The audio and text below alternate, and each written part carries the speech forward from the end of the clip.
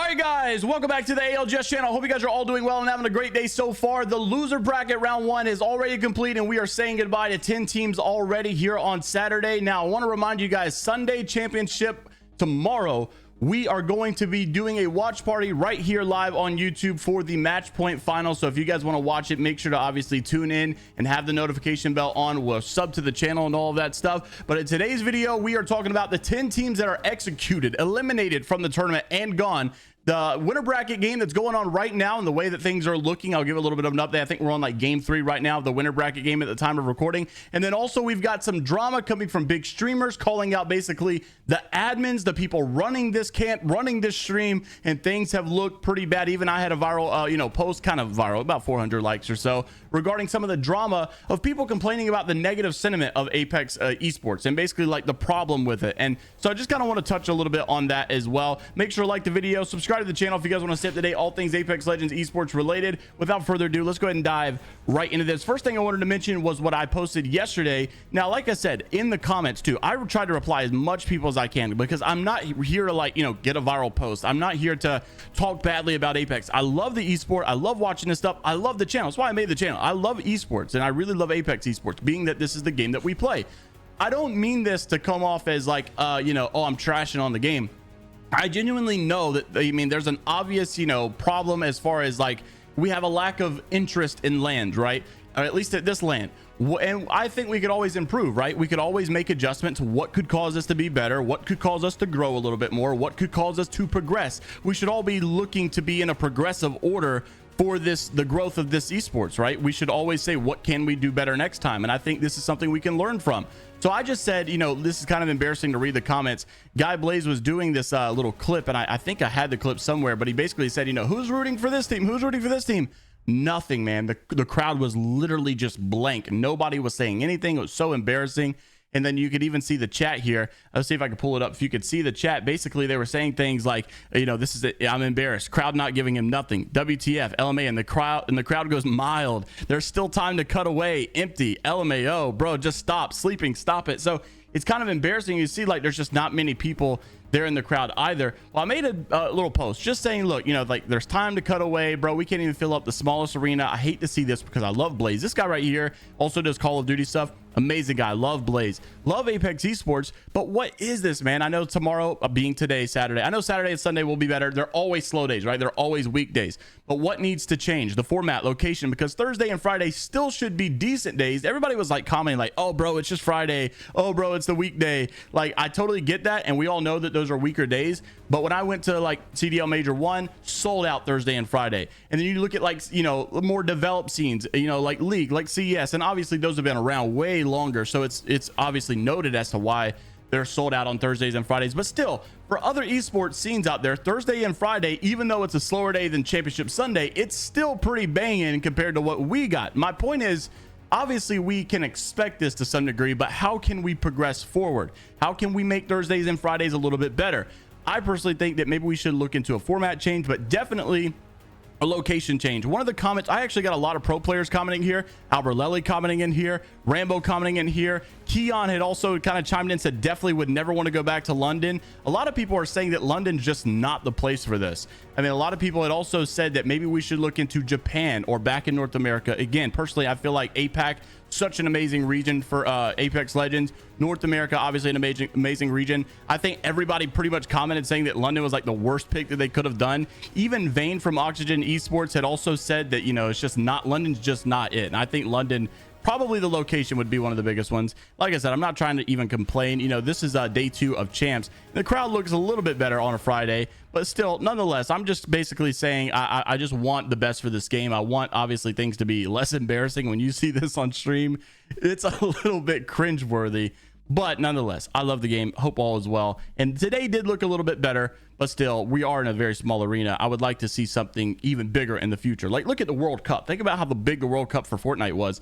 Obviously, Fortnite is Fortnite, but I'm just saying I want to progress this game. I want to get it bigger. How can we do that? That's all I'm proposing. Also wanted to mention we have some results, sadly, from the loser bracket. Now we'll go over currently where we are right now. The overall group stage came out this way. You can see the top 20 team moved on to the winners bracket. NRG in yesterday's video, they were down here in 26th. They popped off. They were able to bring it back, finishing in 8th. And we'll actually talk about some drama with that as well. But the bottom teams here, this is so sad. Complexity missed the winner's bracket by 1 point. Northeption missed it by 2 points. They were so close. Sadly, not able to make it. Onyx, I'm actually surprised made it this low because they already qualified for champs with how good they did in the split 1 playoffs. Optic Gaming had a horrible showing. Furia, horrible showing. Really not good for these guys at all. Well, they move on into the lower bracket, of course. And after this lower bracket happened, we had some teams sent home. And sadly, some of those teams were the teams we were not hoping to see. Optic Gaming obviously dominating here, finishing on top. Fire Beavers looking good. I'm kind of surprised Fire Beavers fall to the loser bracket already as well. So the top 10 teams that are moving on: Optic Gaming, Fire Beavers, Northeption, Complexity, J-Lings, Dreamfire, Onyx, HVND, GNXT, which is Go Next, and then Riddle Esports as well. Aurora is sent home. Glitch Energy sent home. MD White sent home. Leave No Witness sent home. Crazy Raccoon sent home. SAF sent home. Listen to this. Furia sent home in what? 37th place, 38th place. This would be 40. This would be 39, 38, 37th place for Furia. One of the worst like events that like a tier 1 organization has probably had, man. I mean, I was like so confused as to why they're playing so bad. And you think in loser bracket they would actually have a little bit easier of a run. Just did not be the case. It just simply wasn't the case. And so all 10 of these guys are eliminated. So the big obvious upsets is Furia. Really, that's the only big one. And Vexed as well. Kind of surprised that Vex, considering they were doing somewhat decent, I think, in the international scrims at sometimes with the contest with TSM, you just thought maybe it would be a little bit closer. I don't know. And it just was not. Vex really, for lack of a better word, I mean, they kind of sucked, if I'm being honest with you. And I hate to see that. I really want some of these teams to do a little bit better, and I had higher hopes.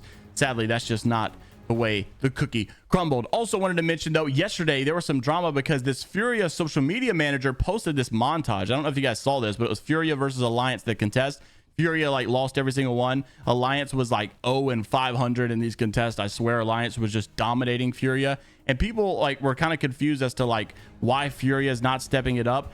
And this is how you make the most out of a bad situation, right? They make a little montage. This is Furia versus Alliance, our highlight reel, and they just end it off because there's no highlights to show. They got absolutely smoked. People actually started to think this is a bad look for the org. We shouldn't do this. This is horrible. This is disrespectful. When Furia players themselves came out and said that they actually thought it was pretty funny. Also wanted to mention, we mentioned NRG and their scorecard over here, and this is where some of the drama came out about the event specifically. NRG finishes in 8th. This did not come by way of ease. NRG had a very hard path in order to do this, and they were able to do it with one of their wins in one of the games. I want you guys to look at this clip and take a look at some of the drama that came out after, specifically this NRG clip. So one of the drama, I guess it kind of started with Viz from TSM or TSM Viz basically saying that he was having some issues watching this event because he says the choices of who the main feed is on is always so bad at these events. Doesn't matter the battle royale. It's constantly been a thing. You need someone who understands the game on a deeper level, running the production behind the scenes. This is what I said a couple of days ago. The problem is that people need to understand that you can't just have a production guy come in and hey, I'm the production guy. The reason that people flock to people like Nicewig, and the reason that people, not necessarily, I'm not saying that the casters are such a big problem, but there's a reason that people liked Fallout more than anybody other one. Right, people really liked Fallout specifically because Fallout was so invested in the game, and it wasn't even close. Fallout was not really picking up, he was picking up some other gigs and doing stuff to take care of himself. Totally understandable. But this guy was tweeting nonstop about Apex. He was talking about the smallest of tournaments. He was talking about the challenger scene every chance he got. This man was all about Apex esports, and I think that's why people got more accustomed to him. The reason people flock to Nicewig's stream is because they know Nicewig knows what he's talking about. They know Greek knows what he's talking about. These guys are both in this together, knowing what they're doing on a deeper level than what the casters can provide on the main stage. And it's not necessarily all about having the voice. Sometimes it's just about having people that understand the process. You look at Call of Duty, they got a similar situation. Merc and Maven, these guys are very capable of casting and having that voice. but a lot of times it's joking, it's going back and forth, because Merc is a former pro, and you know, even another casting duo, Lando and Study, you know, Study's a former pro, so people understand that like these guys have a little bit more of understanding of how the process of the game works, and that's why sometimes you have more favoritism shown over some casters, and I guess over some of the other casters, is that people really want to be able to have someone who understands this on a level. So Viz is basically pointing this out. When it comes to production, you don't just, you know, you don't just switch to a pan shot of someone playing while he's in a mid fight. You don't just go to a high shot whenever there's a fight going on that we need to watch. You need to have someone who understands the concept of battle royale, understands the concept on a massive level and on a pro level of how this stuff works, in order to make the complaining go away. Everybody's so like freaked out as, why is everybody complaining? Why is it so negative about the stream? Why is everybody hating on the casters? Why is everybody hating on this? To some degree, there's sometimes a lot of memers out there that just want to be funny and they want to hate on people, and I think obviously those guys are trolls, but I do think that there's definitely room for improvement. This was a clip that Petty Boss had showed, basically saying, just so everyone understands, it's not the observer's fault causing the stream to be incredibly mid, but the director who's calling which cams to cut to. This dude is off a perk and needs to be fired for sure after this garbage. Maybe I posted this yesterday, I can't remember, but this is one of the worst clips I've seen. NRG, I told you guys, needed a big game in order to make it, right? They had to have a good win in order to get back into the winner's bracket. They did just that in map number 6, their very last chance to do so. And what are we watching here? Take a look at this clip. It was so embarrassing. Roll the clip. Aurora, could this be NRG's game, or will it, as you predicted, be in the favor of Aurora? Naked struggled to take it from them, but it is all upstaging what's happening to the south. Maggie throws the ball Here down, comes Sweet. Tries to get a bounce off it. Sweet goes down as well, and Aurora look to face off against Naked. Both of these teams vying for a top 5 finish, but NRG, they're vying for first place, and they're trying to come in and clean it all up. A stall comes through from Aurora, this Horizon tactical allowing them to jump into the air, avoid a lot of fire, but with NRG back, Sweet has nothing, no weapons, no ammo. He's waiting for the Sheila to come back, and Aurora have gone down. This could be NRG's game, as they've got to take it up against Naked. Oh my goodness, I know we're looking at Sweet's POV, but I want to see the in-game POV. They've got it. NRG They've got trying to Sheila. have their Sheila, bring it down.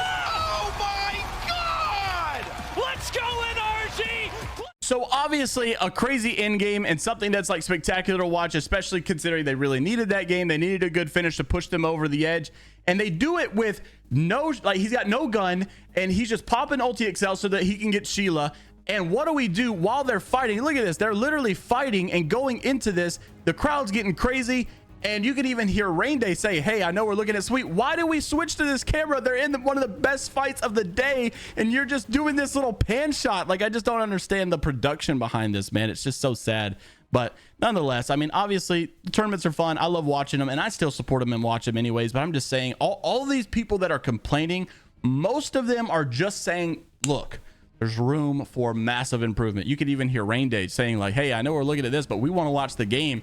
Kind of like a little bit of a, I don't know, it's just weird, some of the ways some of these things go down, because there's two extremes. On one side, you got people that just complain, they're just here to gripe and cry, they just want attention, or they're just, you know, edge lords, whatever, and those guys are trolls. On the other hand, you do need some kind of improvement, because there are some issues that people are just simply trying to point out. Interested though to see what you guys have to say down in the comment section below. Right now, at the time of playing, I'll kind of tune in to see where we're looking at on these games. It looks like that we are currently at map 3 still. 18 squads left. Moist Esports currently in number 2. I'm not sure in who exactly is in first, but interested to see what you guys have to say about all the topics down below. Make sure to like the video if you guys did enjoy, and subscribe to the channel if you guys want to stay up to date all things Apex Legends esports related. And until the next time, folks, I will see you all later, Gators.